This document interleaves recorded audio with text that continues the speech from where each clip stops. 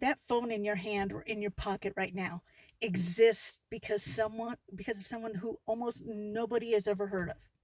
Her name was Lynn Conway. And for 30 years, she did some of the most important technical work of the 20th century while hiding who she actually was. Hi, everybody. I'm Shar, and in celebration of Pride Month, I want to share you her story. Now, Lynn Conway knew who she was by the time she was a teenager. She was assigned male at birth, but from early on, she recognized something just didn't match. And in 1955, she enrolled at MIT, one of the most demanding technical schools in the country. By 1957, at 19 years old, she decided to begin gender transition. Now, in 1957, the medical world was not ready for that. The transition failed. Not because Lynn wasn't ready, but because there was no framework, no support, no understanding of what she was truly going through. Now, this disappointment was so severe that Lynn dropped out of MIT entirely. And then she fell back to the only thing she knew how to do. She buried it and hid who she truly was. She went back to presenting as a man. Lynn started working as an electronics engine technician for several years. Then she decided to go back to school and enrolled at Columbia University, earning a bachelor's and master's degree in electrical engineering, eventually marrying and starting a family. Now, she was brilliant, but she was still hiding who she truly was. Then in 1964, IBM recruited her to join their research division in New York, one of the most prestigious technical positions in the country. She was assigned to a top secret project building one of the most advanced supercomputers in the world. Her colleagues knew her as a married father of two, a talented engineer, one of the best on the team. But what they didn't know was that she had been taking estrogen secretly since 1955, 9 years before she ever set foot inside IBM. Now, while presenting as a man, carrying a secret that would end her career the moment anyone found out, Lynn Conway made one of the most important inventions on the history of computing. She invented generalized dynamic instruction handling. Basically, a method that allows a computer processor to execute instructions out of order based on what's ready instead of strictly one thing at a time.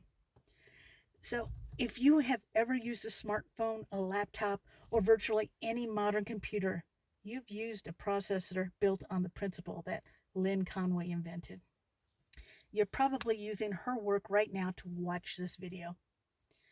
Now, down the road by 1968, the weight of hiding had become unbearable.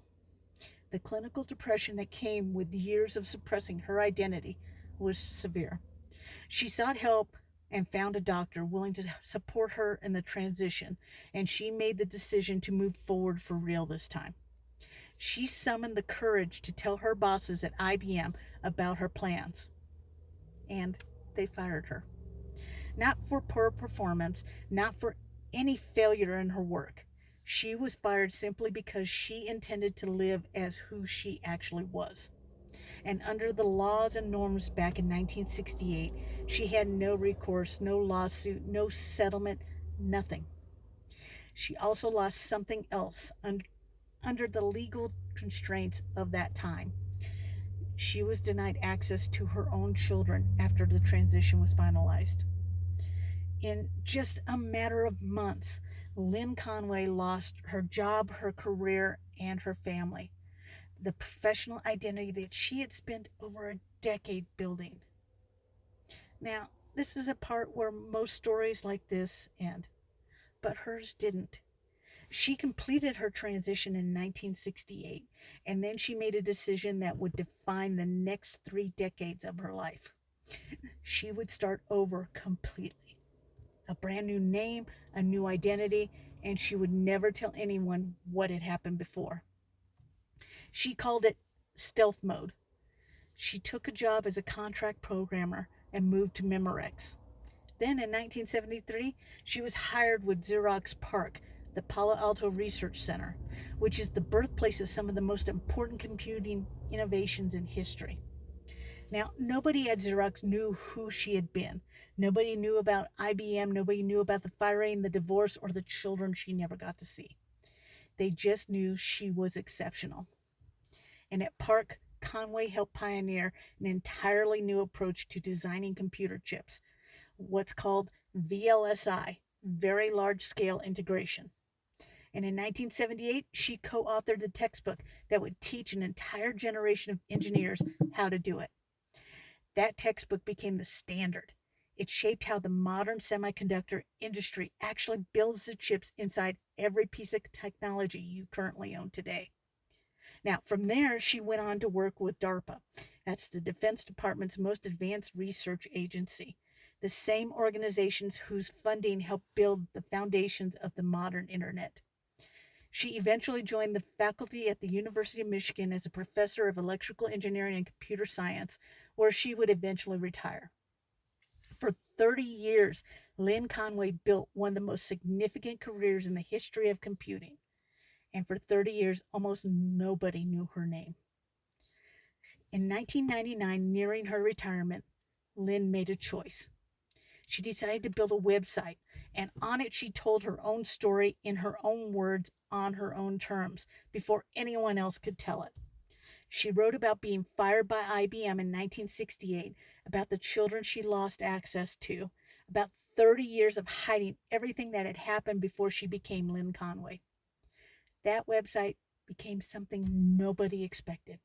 It became a resource read by transgender people around the world who had never had anywhere else to turn to for information, community, or hope.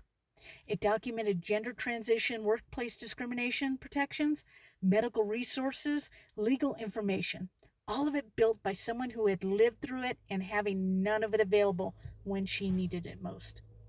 She had spent 30 years in stealth.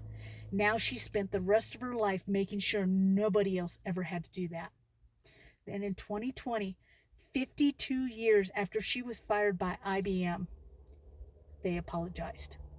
They held a public event. Lynn Conway, who was 82 years old at that point, sat and listened as an IBM executive who stood in front of the whole company and said, "For that experience in our company and all the hardships that followed, I am truly sorry." IBM gave her their Lifetime Achievement Award, the same company that fired her for being who she was.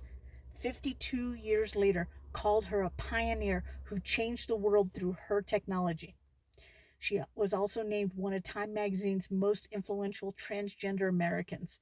She received honorary degrees from multiple universities. She was inducted into multiple engineering Hall of Fames alongside the names like Thomas Edison and Nikola Tesla, for that work that changed the world that everybody can see.